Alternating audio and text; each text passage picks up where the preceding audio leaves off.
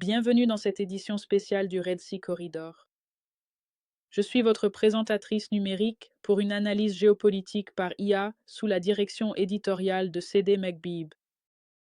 Aujourd'hui, nous analysons la nouvelle stratégie antiterroriste américaine 2026 sur une région clé mais négligée, la Corne de l'Afrique, en mettant tout particulièrement l'accent sur l'Éthiopie.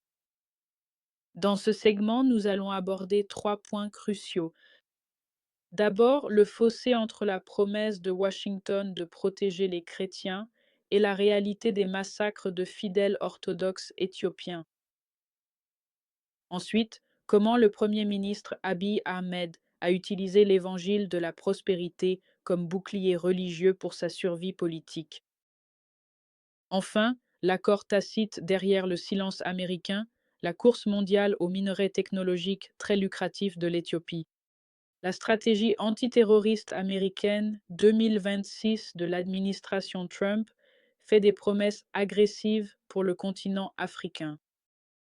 Le document affirme explicitement que le sort des peuples les plus persécutés de la planète a été ignoré pendant trop longtemps. Il adopte une ligne dure déclarant que les États-Unis ne permettront pas aux groupes terroristes de massacrer des chrétiens en toute impunité. L'administration cite même les récentes actions militaires au Nigeria comme preuve que le massacre des chrétiens ne restera pas impuni. Pourtant, en Éthiopie, ce discours s'effondre face à un tragique deux poids, deux mesures. Les chrétiens orthodoxes éthiopiens Tewahedo sont victimes de massacres ciblés et horribles. La responsabilité de ce bain de sang incombe directement au gouvernement lui-même. Malgré l'escalade de la violence, l'État n'a jamais reconnu officiellement que ces massacres avaient lieu. Ce silence assourdissant n'est pas une simple incompétence, c'est une complicité d'État.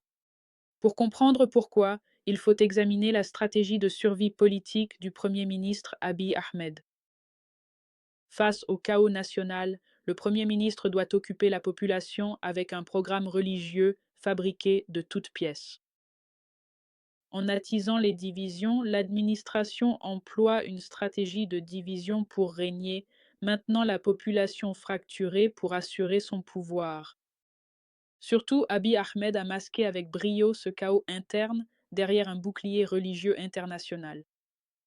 Adepte de l'évangile de la prospérité, Abiy Ahmed lie souvent sa survie politique à un récit de mandat divin. Cette rhétorique parle directement au cœur de l'establishment évangélique américain. En tissant des liens forts avec ce groupe, illustré par son discours au Congrès européen sur l'évangélisation 2025, aux côtés de figures comme le pasteur Franklin Graham, Abiy est devenu le chouchou de la droite religieuse américaine. Cela crée un bouclier politique impénétrable. Il est politiquement impossible pour une administration américaine conservatrice de tenir un dirigeant étranger pour responsable de massacres quand ce même dirigeant est érigé en modèle de foi par sa propre base électorale. Mais la diplomatie religieuse n'est qu'une façade. Le vrai moteur du silence de Washington, c'est l'économie pure et dure. La stratégie 2026 s'enracine sans complexe dans la doctrine America First, et le moteur silencieux de cette relation bilatérale est la course mondiale aux minerais technologiques.